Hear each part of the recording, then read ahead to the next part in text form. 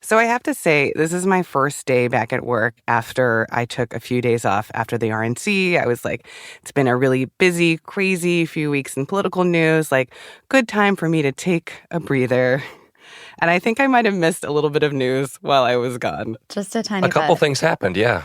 Well, not only was it obviously the Harris thing, but this whole like brat green, like I feel like I came back 3 days later and I no longer understand anything that's on the internet. We're all in this together, Martine, and I'm glad that somebody who's younger than me, like you, is also going through this process right We now. are aligned in this. And I think it's also like all the elected officials, too, are having their younger staffers sort of translate the memes for them in real time. Can I get that? Like, can I have someone whose job is to just explain to me these memes? I feel like that would be very useful to me. Welcome to the Campaign Moment on this Friday, July 26th. I'm Martine Powers, co-host of Post Reports, and folks might be able to hear I am just getting over a cold, so excuse my voice. And I'm Aaron Blake, senior politics reporter and author of the Campaign Moment newsletter. We're also joined this week by Maeve Reston, who's a national political reporter who covers the 2024 presidential race. Hey, Maeve. How's it going? Maeve, I know that you have been following Kamala Harris's campaign this week as a pool reporter. I'm just curious, where have you been traveling with the vice president? So I actually live in California, so I have, covered her for a very, very long time. But this week, I joined her for her first major campaign event, which was in Milwaukee. And it was this fascinating moment to sort of watch the transformation of this political figure in real time. I think that covering the campaign this year, it has just been sort of a story of Democratic despair and this feeling among many voters that sort of losing was just going to be inevitable this year as they were watching Biden struggle on the stage. And what was fascinating in Milwaukee was just that in a moment, it seemed like we had gone from despair to total euphoria. Yeah, I'm curious to get more of a sense from you of the vibe there and how people are responding to Harris. Aaron, I know we're also going to get some poll numbers that you've analyzed for us to get a better sense of that too later in this conversation.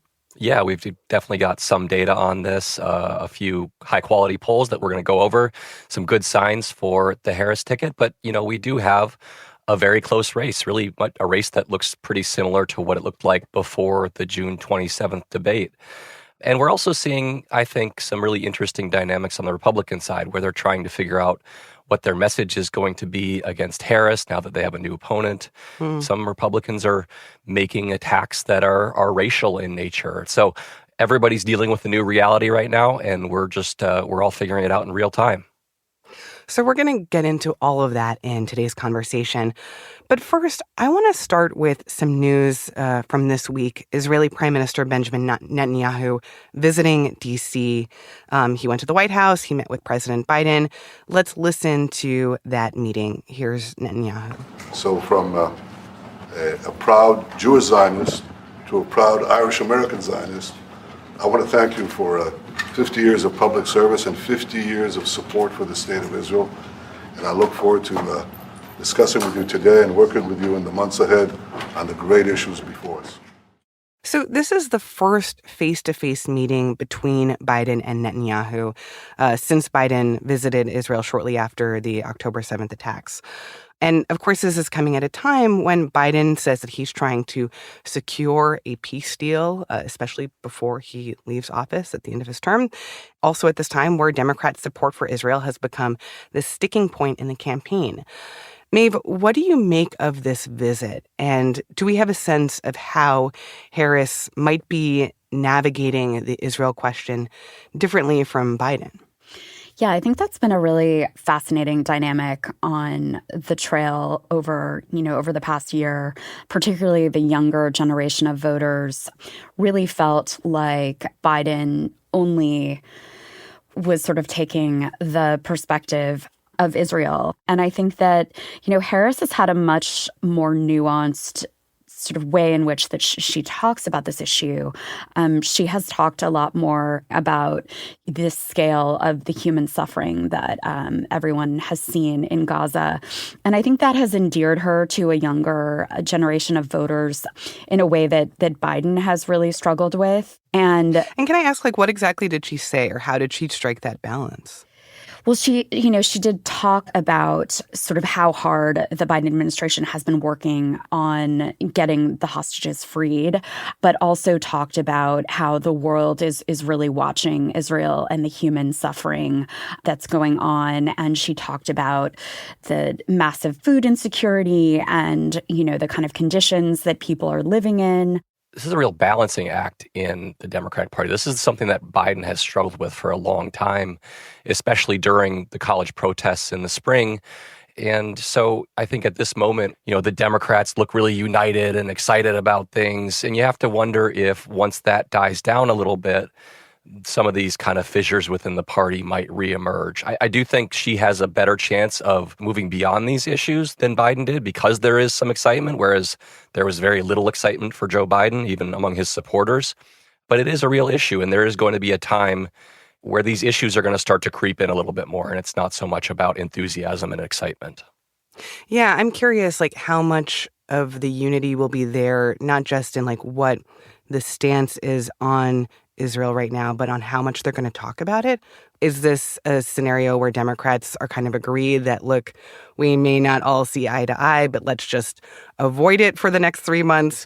Or is this a situation where there are efforts to, like, highlight Harris having a different stance on this, or maybe not a different stance, but like a more nuanced stance on this than Biden? It's hard to imagine. And I would say that this is maybe the one issue on which it will be hard to unite. People feel just that strongly about it. And so it's something worth keeping an eye on for sure.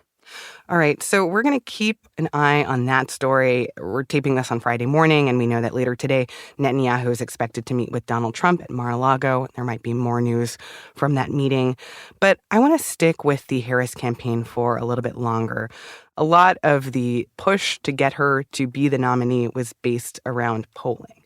That Biden's polling, that he was performing so poorly in the polls, that this began to be an inevitable question for him. So now the question is, what are the polls showing? And it's been a few days now. Aaron, what are you seeing? Yeah, so we've got about 4 good quality polls this week, and they do suggest that things have gotten a little bit better for Democrats. In 3 of those 4 polls, Harris actually gained 3 points from where Biden was before. We still have a very close race, though. This is a race that's about even nationally. And I should emphasize, as we've said before, that Democrats probably need to be ahead nationally because of the Electoral College favoring Trump. And what's really stuck out to me is that she has seemed to rally 3 groups in particular: young, Black, and Hispanic voters. These are groups that generally favor Democrats, sometimes by very large margins, but President Biden had been taking less of them than any Democrat in decades. So Harris has gained some ground. I would also say one thing we see in these polls is that Donald Trump is more popular than he's been since he was president. His favorable ratings in 3 of these polls are higher than we've seen in years. This is a real thing where people seem to be giving Trump more of a look after rejecting him in the 2020 election. Wait, so is what you're saying that, like, both these candidates now are just more popular, that everyone is getting more popular in this last couple of weeks? Yeah, it's kind of been striking. You don't always see that during a campaign. I do think that we are in a moment now where both sides have reason to kind of trend towards their candidate because of the assassination attempt, because of the Republican National Convention. Conventions almost always give you at least a little bit of a bounce. And then Harris's big introduction where, there hasn't been a whole lot of focus on her positions or her previous liabilities. Democrats are and just now she's mobilized like a fresh right now. new face. Exactly. Everybody, that's a big thing for Democrats to have something to get excited about. But we have more than 100 days until the election, and there will be a lot of parsing of what these candidates stand for and a lot of back and forth between these campaigns. So I wouldn't necessarily expect Americans to go to the ballot box in November loving their candidates. That seems to be pretty unlikely right now. And we don't know exactly yet how defined Harris is in the minds of a lot of voters.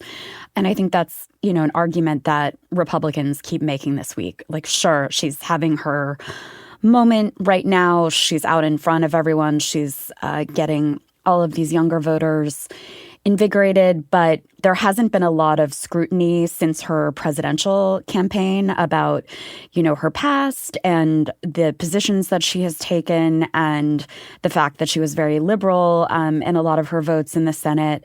And so I think she's having sort of a little bit of a honeymoon effect right now. But Republicans certainly expect to see that change in the weeks ahead, and particularly as Trump does what he always does, which is to sort of drill in and try to very effectively define the people that he runs against, especially women. Yeah, I'm curious, like thinking about the time between now and November, what sticks out to you as like the moments where the dynamics of this could start to change again? Like the honeymoon effect might be over, and that some of the like tougher questions that Republicans are pointing out might start to get some traction with voters. I feel like even though we've had this very crazy, intense couple of weeks of news, that there are a lot of Americans out there who literally are on vacation and traveling around the country. And I don't think that, necessarily people are really drilling down on policy right now. And I've been so struck in some of the states that I cover, particularly Nevada, that people were just completely tuned out of the election. There's a lot of Trump amnesia.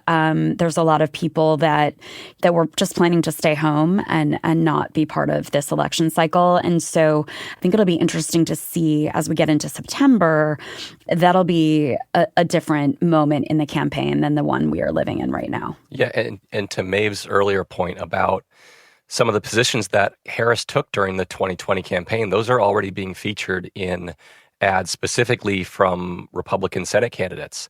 In the 2020 campaign, Harris seemed to understand her lane as being on the left.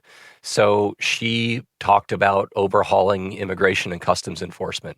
She spoke approvingly of the defund the police movement. Democrats are very united right now, and they kind of the details of the policy disagreements aren't something they try to fight about too much. But in 2020, the party was trying to figure out its way forward, and are we going to go in the Bernie Sanders direction? And Kamala Harris kind of hewed to that approach in certain ways, and that's going to be all over campaign ads. We're going to find out how comfortable Americans are with the kinds of positions she took back then. Even like the plastic straws issue. Yep. I think that Save the turtles, like that era where we decided that was the one way to help the planet was to stop using plastic straws. You see Republicans already, bringing it up that, Kamala is going to make everyone drink out of paper straws. Those things are tiny, but they become part of a larger narrative that, this is this California liberal who is far to the left of where you are, and so you should pay attention. And Harris also struggled a lot with her positioning in that earlier presidential campaign. I think now she is going to stay very much right where, the Biden campaign has been. But it'll be interesting to see how she kind of parses those past statements and why she's changed her mind on those issues. Okay, so we're going to take a pause there. And then after the break, we will dive into the Kamala memes and why some Republicans are warning against racial attacks on Harris. We'll be right back.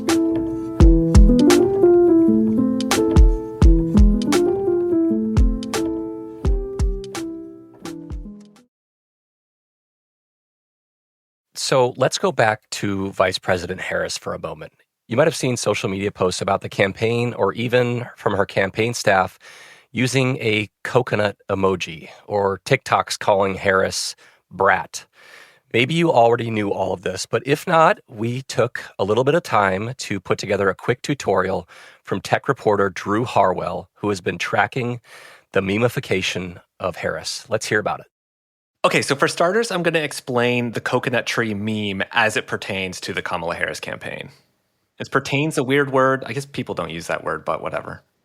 So, coconut tree. This dates back to a speech that Kamala Harris gave where she gave this Had a quirky saying where she was recalling something her mother said. My mother she would give us a hard time sometimes, and she would say to us, I don't know what's wrong with you young people. You think you just fell out of a coconut tree? She seems like she's having fun with it. You know, the part about the coconut tree just kind of comes out of nowhere, and then she follows it with this very deep philosophical saying. You exist in the context of all in which you live and what came before you. That it just goes together and feels really absurd. The coconut tree stuff actually started with a Republican attack account last year. They posted it to sort of, frame her as this, is she drunk? Is she a weirdo? Why is she saying this? But it's become this very endearing meme about her that now people who love Kamala Harris say they're coconut pilled. On TikTok, people who are sharing memes about Kamala Harris are saying they're all part of Project Coconut. Coconut. So it's basically this inside joke that was built out of something to make fun of her that has now become kind of a reflection of how much people like her. You think you just fell out of a coconut? So that's the coconut tree meme. And so next we're going to break down a phrase that you've probably seen. Kamala is Brat. English pop star named Charlie XCX. She made an album called Brat a couple months ago. It's very popular, especially among Gen Z. It has this really, signature album cover that is that classic chartreuse color with just the word Brat on it. And it's just become just this huge kind of viral thing. After Joe Biden announced he was going to step down, there was this viral video where a guy we've talked to actually named Ryan posted a kind of a remix of the Coconut Tree video with Kamala Harris on top of a Charlie XCX song. You think you just fell out of a coconut tree? And he called it like a Von Dutch Brat Coconut Tree edit. In the context. Von Dutch was the name of the song. And it was just, again, it's absurd. It's kind of ironic. It's just funny and weird. And when that was going viral, Charlie XCX posted, Kamala is Brat. And when Charlie XCX talks about Brat, she doesn't mean bratty, but she's talking about a girl who is, likes to party, is a little bit messy, a little bit vulnerable, but also, very transparent, very honest, says some kooky things, but is all in all a pretty good person. So people have been talking about Brat in that way. And so it just, again, it became this emblem of Kamala Harris's campaign, just showing, this is a woman who was dancing on stage, was getting made fun of, and yet is very much herself. So that all happened organically, this very grassroots kind of user thing. But the Kamala Harris campaign has really leaned into it. They see all of the attention that it's getting, and they're trying to kind of wink at the joke as if they're in on the joke. So the whole Kamala is Brat thing has definitely become something they're trying to activate with people. Wow. Who knew the layers to this meme? I'm so grateful to our colleague Drew Harwell for his patience in explaining that to noobs like us, I guess. Drew always does a great job. It does seem like there's the big question that's screaming to be asked here, though, which is does this matter at all? Who cares if a bunch of influencers are sharing these memes and making weird remixes of this song with, does it actually have any effect on what we will see in this election? My sense is that it really does matter, in the sense that we're seeing so many younger voters who are not plugged into this campaign at all suddenly paying attention because they're seeing this on their feeds. It creates curiosity. It's stirring discussion about these candidates, about the contrast between Harris and Trump. And so in that way, I think it's a really good hook to bring people in. And so I do think that this will be really important in re-engaging all of those voters. And they're taking something that was supposed to be a liability for her. Drew mentioned that this began with a Republican attack on her, she's awkward and laughs too much, and what does this even mean that she just said? And they're trying to kind of turn it into a positive. And to the extent that takes hold and people regard these kinds of moments as being endearing, that can matter. What's really struck me in the last few days is I've seen, I guess, some of these early attack ads that Republicans are putting out about Harris. And so much of it is focused on the laugh, that they sort of insert her laugh in places, or it's clearly used as a point of mocking her, and to suggest that she's unserious. And I question whether that might backfire for Republicans, especially among women, knowing that this is such an easy way to mock women. The other place that we're seeing this come up is some of this language around Harris being a DEI hire or a DEI vice president. And to be clear, this isn't something that we're hearing from all Republicans, but there have been a few Republican members of Congress who are referring to her using DEI, meaning diversity, equity, and inclusion, this kind of corporate language for, trying to introduce more diversity in corporate ranks, but that is now being used as a kind of criticism point for Harris, basically saying that she didn't deserve to be vice president. She's only here because she's a Black and South Asian woman. What is notable here is that we've actually seen House GOP leadership pushing back on this. Speaker of the House, Mike Johnson, he told Republicans essentially, you need to cut it out. You need to focus on Harris's policy record and her time in the administration, but not go after her identity. So I'm curious what you guys make of this whiplash in the messaging that you're hearing from Republicans so far, and what seems like uneven efforts to figure out how exactly they are supposed to attack Harris. Yeah, it's pretty stunning to see party leaders, including Speaker Mike Johnson, decide that they need to go public and telling their membership to knock it off. Usually you handle these things behind closed doors and people listen. But the Republican Party today is a very different thing. It's not a top-down party. It is a bottom-up party. And the other thing is that it is a party that has become kind of defined by provocation, at least at the grassroots level. You can't censor me is kind of the prevailing sentiment.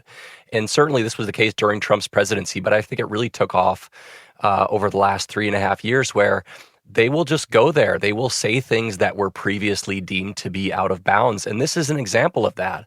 And I also think it's very much a reflection of Trump. This is a guy whose political career was launched on the birther attack. He's lodged these kinds of theories, not just about Obama, but also about Ted Cruz, Nikki Haley, and even Kamala Harris herself during the 2020 campaign. So the Republican Party has become so defined by owning the libs and provocation and these culture wars.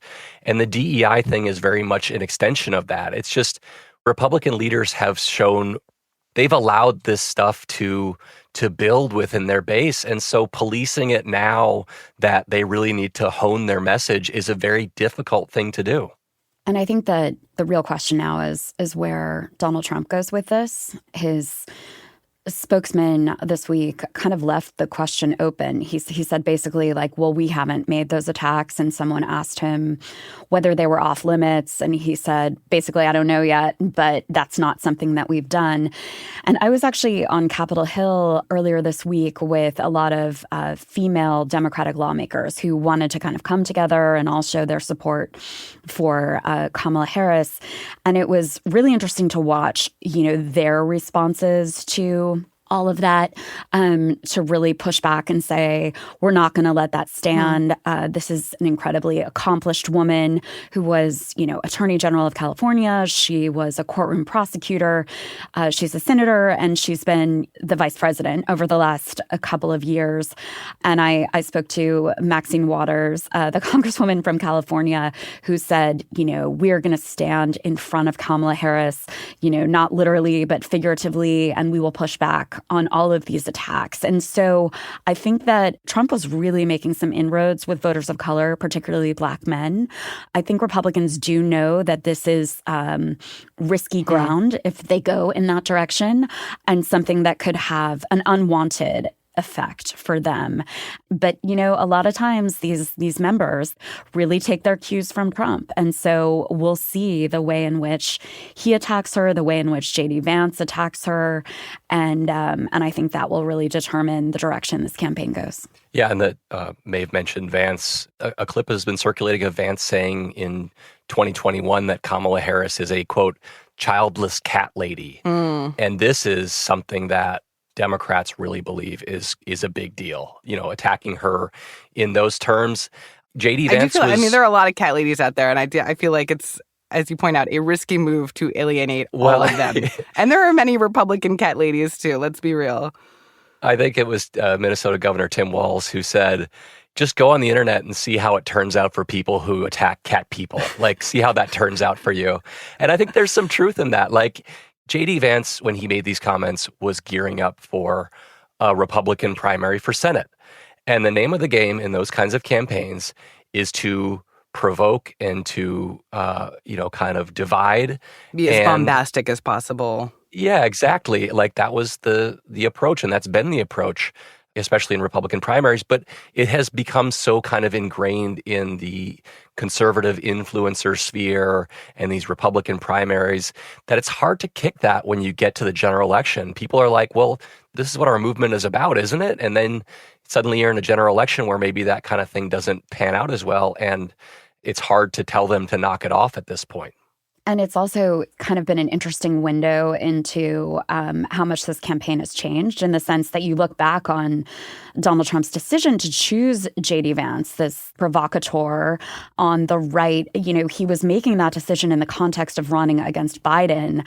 And it was a total base play to choose Vance, who was going to get out there and really energize, the MAGA movement even more in a lot of those key swing states. And now it's a totally different campaign. Interesting. Well, I'll be curious to see how that plays out in the coming weeks and months. That's all the time we have for today. Thank you guys so much for being here. Maeve, thank you. It's so fun to join y'all. And Aaron, I will see you next week. Thank you. And don't forget to subscribe to the Campaign Moment newsletter in our show notes and at postreports.com. Maeve Reston is a national political reporter covering the 2024 presidential race for the Post. And, as we all know, Aaron Blake is a senior political reporter. If you're tuning in via Post Reports, you will be able to keep listening to the Campaign Moment on most Fridays. But we also have a ton of exclusive content that you'll only be able to hear on the Campaign Moment show feed itself. We had a great episode this week where we were running through the various candidates for Kamala Harris's vice presidential pick. So if you don't want to miss that analysis, I highly suggest that you subscribe to the Campaign Moment wherever you listen. Today's episode was produced by Laura Benshoff and mixed by Rennie Srnovsky. It was edited by Lucy Perkins and Mary Jo Murphy. Our team also includes Maggie Penman, Rena Flores, Lucy Perkins, Monica Campbell, Ted Muldoon, Alana Gordon, Ariel Plotnick, Bishop Sand, Sabby Robinson, Emma Talkoff, Sean Carter, Peter Bresnan, Ali Bianco, Trinity Webster Bass, Allison Michaels, Renita Jablonski, and Alahe Azadi. I'm Martine Powers. And I'm Aaron Blake. Have a great weekend. See you soon.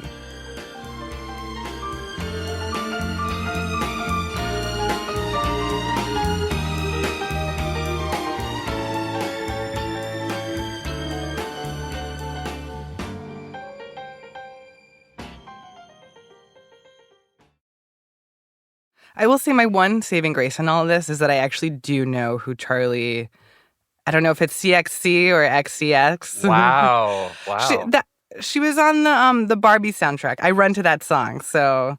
What's the song that you run to? It's like the song where they are like getting in the car and speeding away from the bad people from Mattel in the movie. I haven't seen the movie, so. Well, you got to see the movie.